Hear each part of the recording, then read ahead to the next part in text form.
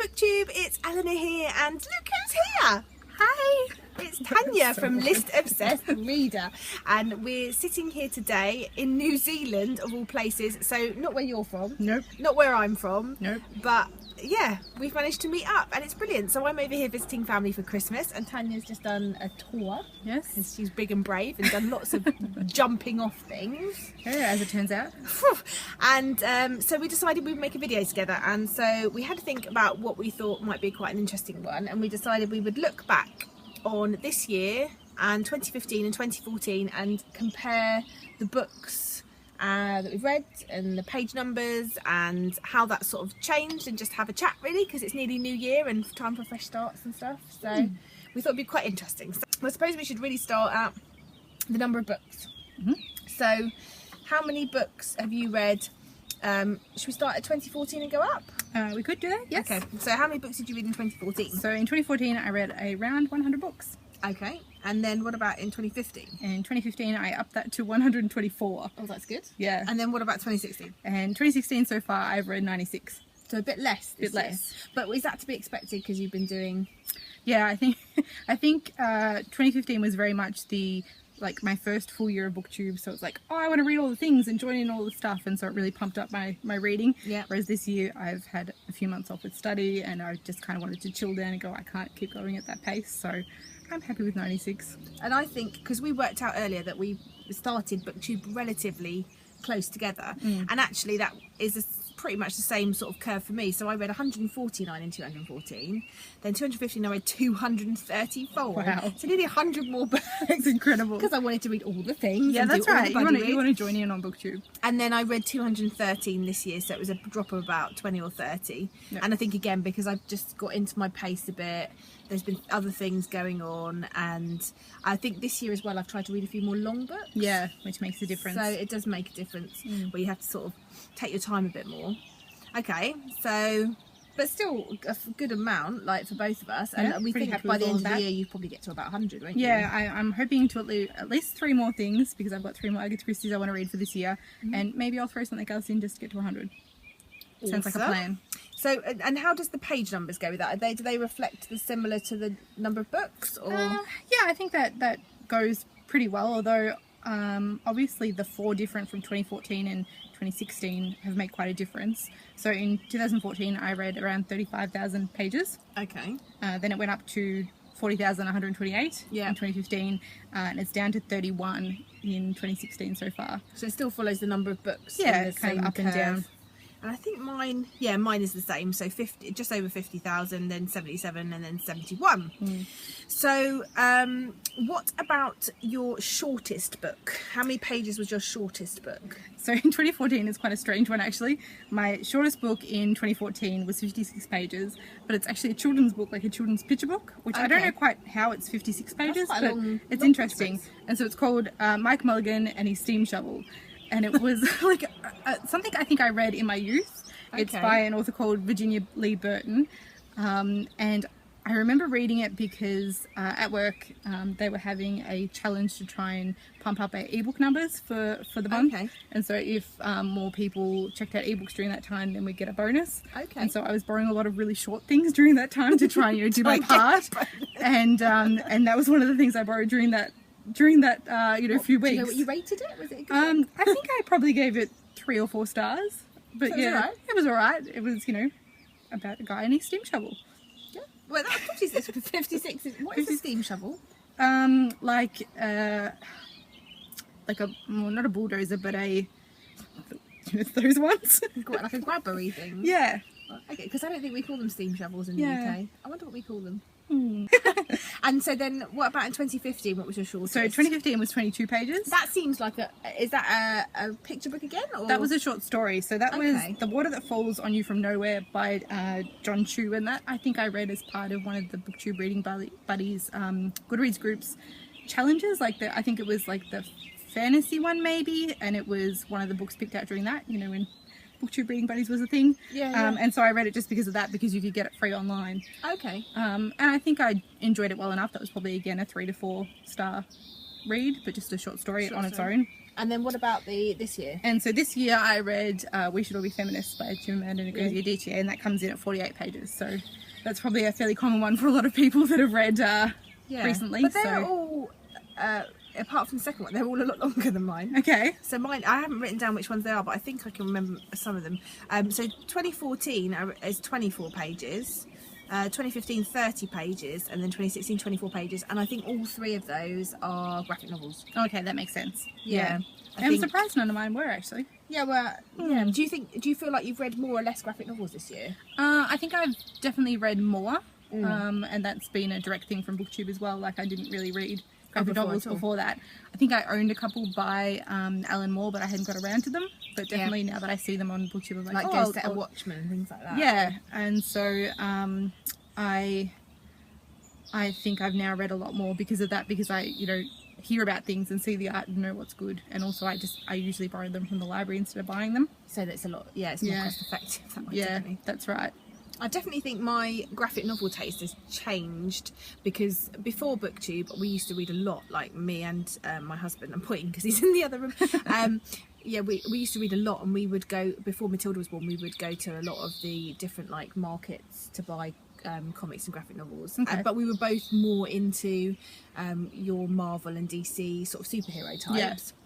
Whereas when BookTube started, I started to get into a bit more indie and niche ones. Yeah. And especially sort of image comics and things. And then I've noticed in the last 6 months, I've got a lot more into completely independent published books and a lot more graphic memoirs. Okay. Yeah. I've noticed it's the shift. I've really found what I like now, and which is something that I didn't have before. Before BookTube, I didn't really have that. I just read like what you knew was big. Yeah.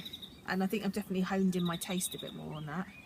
And I really sort of found the artwork that I like, and like said, right, found your style. I like that. Yeah, because I can't draw stickmen, and I'm not arty myself. And I wouldn't say that if you took me to a town and said, here's all the museums you could go to, that I would pick an art museum, because I just don't think I've got very much art appreciation. But I know what I like now in graphic novels. Yeah. Like and it is quite simple. I like really bold colours. I like really clean lines, and that may be because I'm not into the art appreciation. But that's what I like. That's what stands out for me. There's something for everybody. That's no right or wrong. What would you say is what would be your?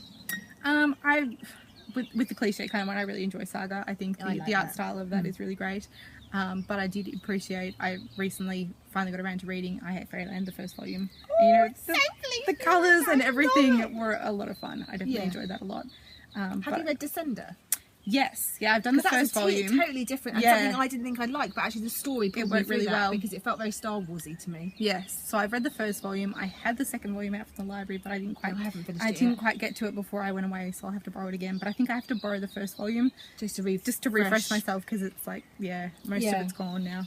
I've got to reread that before I get the second one, because I haven't had a chance yet. All right, let's move on, because I've been doing it forever. So in terms of the longest books, how do they differ? Do they differ massively over the 3 years, or are they pretty same? They're all over 1,000 pages for me. Okay. So 2014 was War and Peace.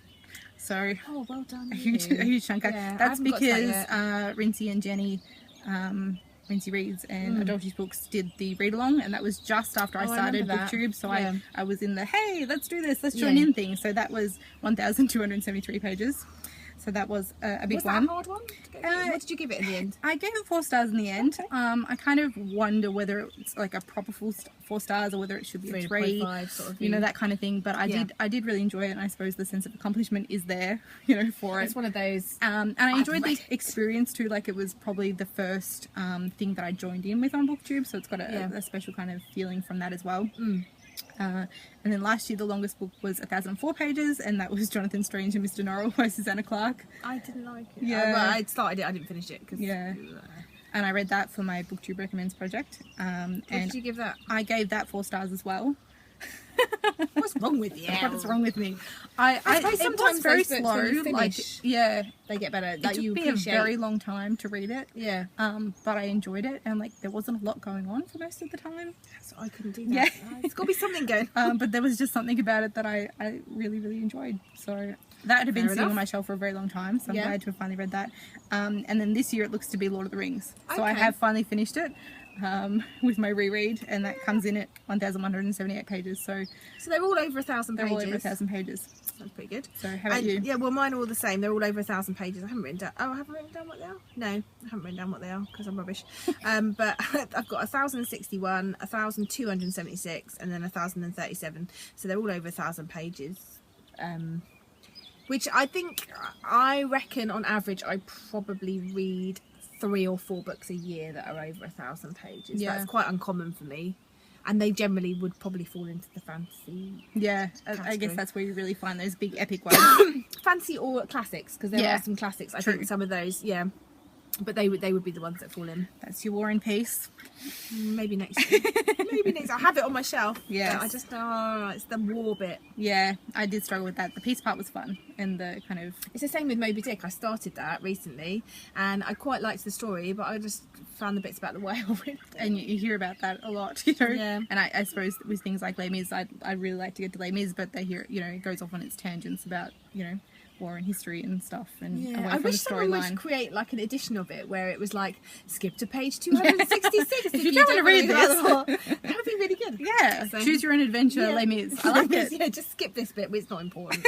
Or if you want to just hear a summary of the next 200 pages of the war, read this page and then you can carry on. Yeah, then you're good to go. Yeah. There's probably a market in that. Oh, right, there we go. We've coined that. You Yeah, can't you take can't that steal idea. it. It's ours. Okay, so most popular books that Most you've read. popular books. So I think what we've this is the most popular on BookTube that you happen to have read in that year. On So, Goodreads, yeah, yes. on BookTube, on Goodreads. Yes. Yeah. So the Okay. most people have read it. So what was your one for 2014? So 2014 was The Fault in Our Stars. Okay. Okay, And and- that was popular on Goodreads, and was it popular with you? Yeah, I did really enjoy it actually. I So did. I gave it 5 stars. I listened to Okay. the audiobook, which I think was really well done. So I think that had a big part to do with it. But 3.1 million people have read that apparently on Goodreads. So blimey.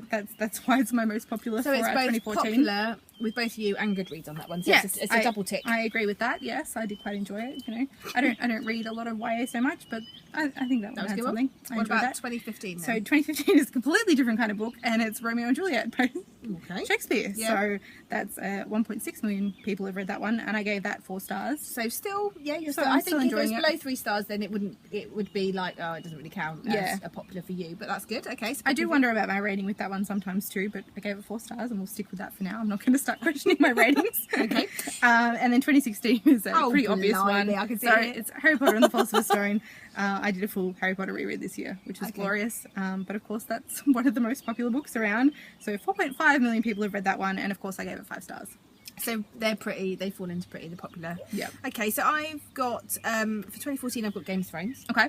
So yeah, pretty popular, Yes. and I think it said 1.3 million or over that people, Yeah.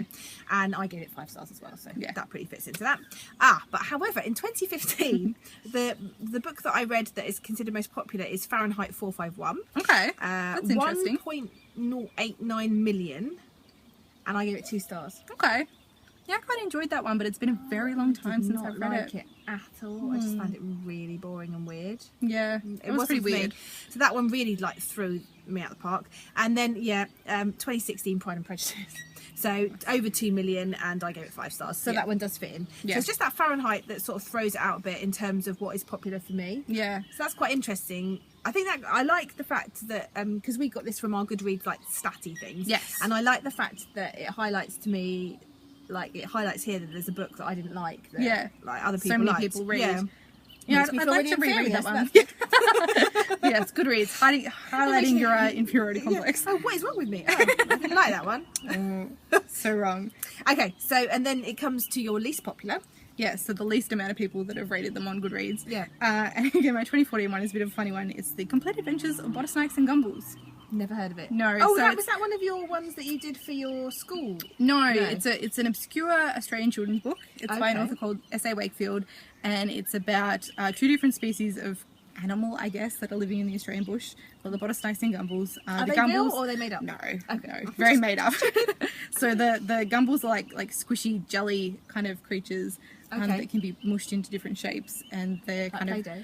yeah, like Play-Doh basically. And the gumballs, the bottlesnakes are like these evil kind of like dragony kind of things. They're not dragons, but you know, like they've got scales and spines and things. It's really good. And Okay. and so their favorite thing is to catch the gumballs, and they squish them into jam tins so they can't get out, and then they make them be their slaves.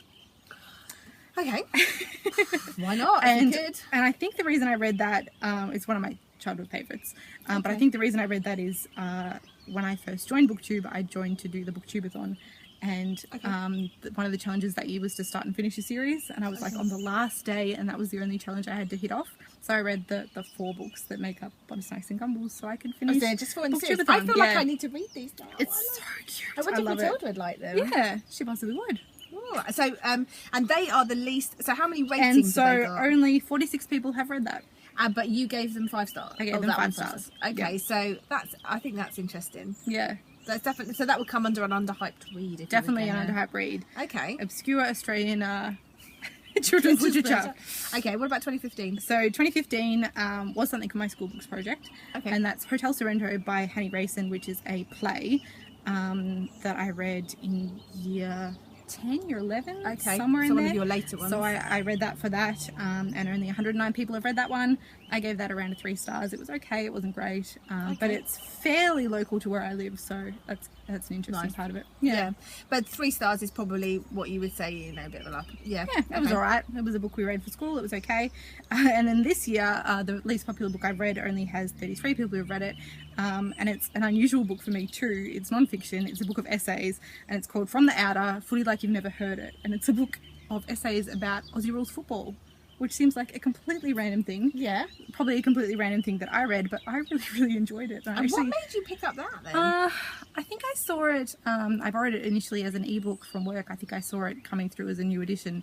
I went, oh yeah, that sounds kind of interesting, because it's highlighting different voices. So instead of it being like the general macho male perspective, it's essays by females, by people from the, you know, gay lesbian communities, different about kind of football, people about or- football and the effect it's had on their life and their experience with it. Aussie rules football, is that soccer or No. is that No. American football No. or is that rugby? Nope, none of those. Completely different sport So to is all that- 3 of those. Okay, it's its own thing. It's its own thing, and it's also played with the kind of oval ball and Like rugby? but completely different sport. Okay. And Is it only played in Australia? that's a really good question, actually. We could ask Jamie, but he's in there. It's too far. I know that there are some games that we play. Like there's a game that gets played in Ireland. I think it's us versus them. Or like Gaelic. Is that something. right? Gaelic Yeah, I football, think. or Yeah. something like that. But yeah. it's Okay. that's how it So we works. don't know. But yeah, you so enjoyed that- it. I really enjoyed it, and like I said, it was giving voice to different people. So I suppose that spoke to me as a female who follows the sport. Oh, so you watch it? You watch it as Yeah, well? so I'm a member of my local team, and Oh, you play? Do you play? I don't play, no, but I go to the games, Oh, okay. and am a member now, and so Do I'm a big females fan. play it? There's a women's league starting this year. Actually, it's just been formed. Nice. I think it's starting in February, perhaps. That'll be a short season before the men's season, so I'm looking forward to that. So how is it played? What a brief.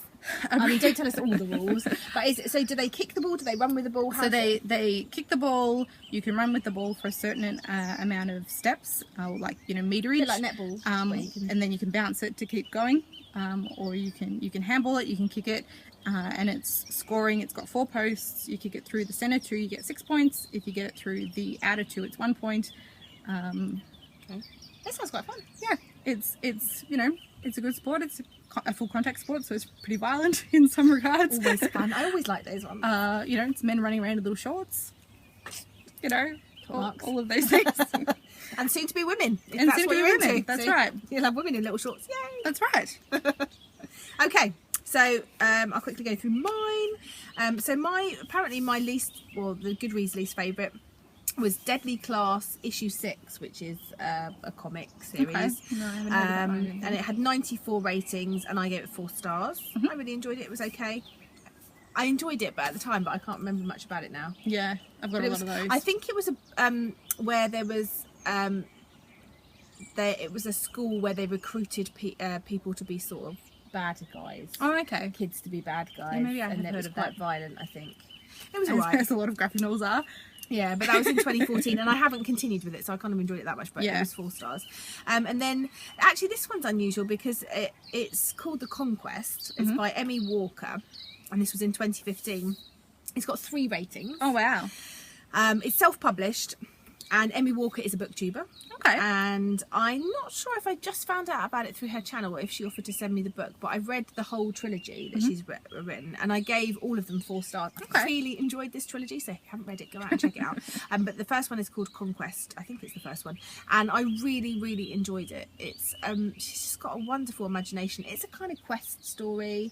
So you've got your main character. She's going on a quest to try and save this world, and the people she meets, but she just created a really great fantasy world that was really believable in terms of, I mean, it's not believable because it's fancy, but you could imagine that if that was a place, you know, it all made sense what she was talking about. People are so behaving in appropriate ways. And, so I really enjoyed that one. And then the one for this year is called Pirates of Pangaea, Volume 1, which again is a graphic novel.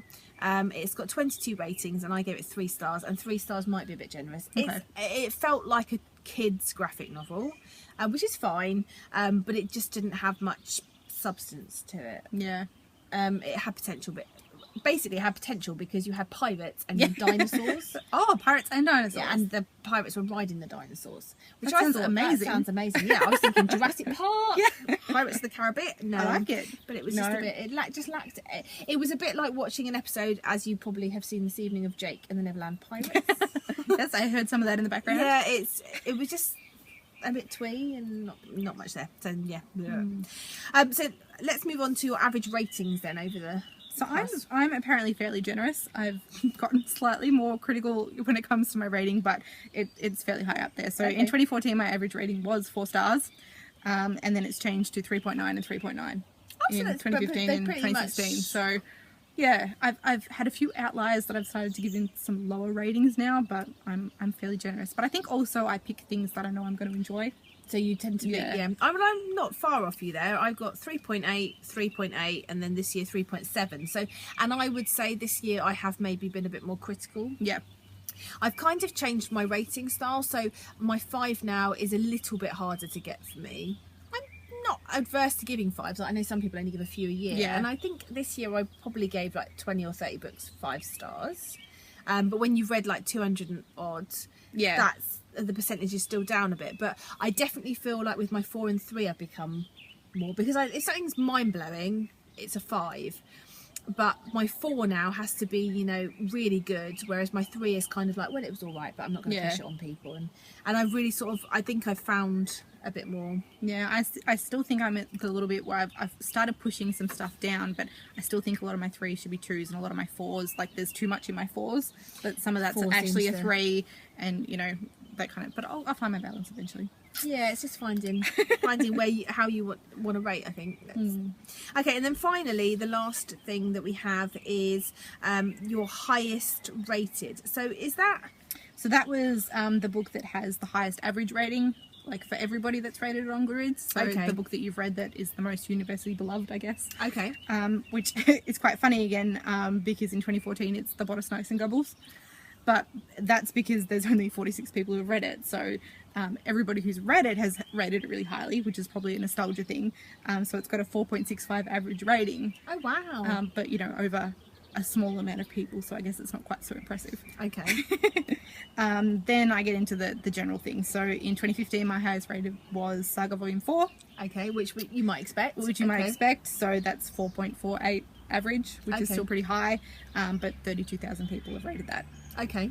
But again, that was a 5-star read for me. I really enjoyed that one.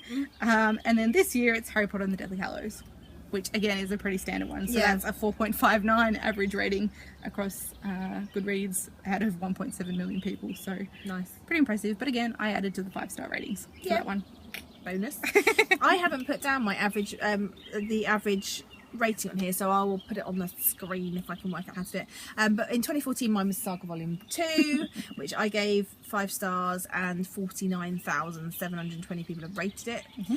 In 2015 it was Way of Kings by Brandon Sanderson. Yeah, and I gave that 4 stars, so I think, you know, pretty good. And then this year it was Court and Mist and Fury by Sarah J Maas, and I gave that 5 stars as well. And that was one that's really like shocked me, because the first book, Court of Thorns and Roses, I didn't really like. Yeah. I really wasn't going to read any more, and it was only because I kept hearing people that I watch that I quite respect in terms of generally we're on the same wavelength with books, that kept going, oh, you know, yeah, should read it. And it just really was like blew me out of the water. So it's always nice when a book does that. Yeah, it's nice, and especially when a series surprises you. But it also makes me really angry, because I think, why didn't you get it right the first time? Like, why wasn't that first book? If that first book had been really good as well, which is why I'm interested, because in 2017 I'm going to be reading the the Throne of Glass series. I haven't read it yet, and there's like 6 or 7 books already. Yeah, I'm not sure. And I've got all of them. I own all of them. So at some point I'm going to read them, and it worries me because her first book in this series I didn't like, and I had to push myself to read the second, and I'm worried that I'm not going to like the first. If it goes back to that and original, I need to push myself through. But who's knows? Fingers crossed. Yes. So really, we don't fall in terms of our curve. We've pretty much got the same curve. Yeah.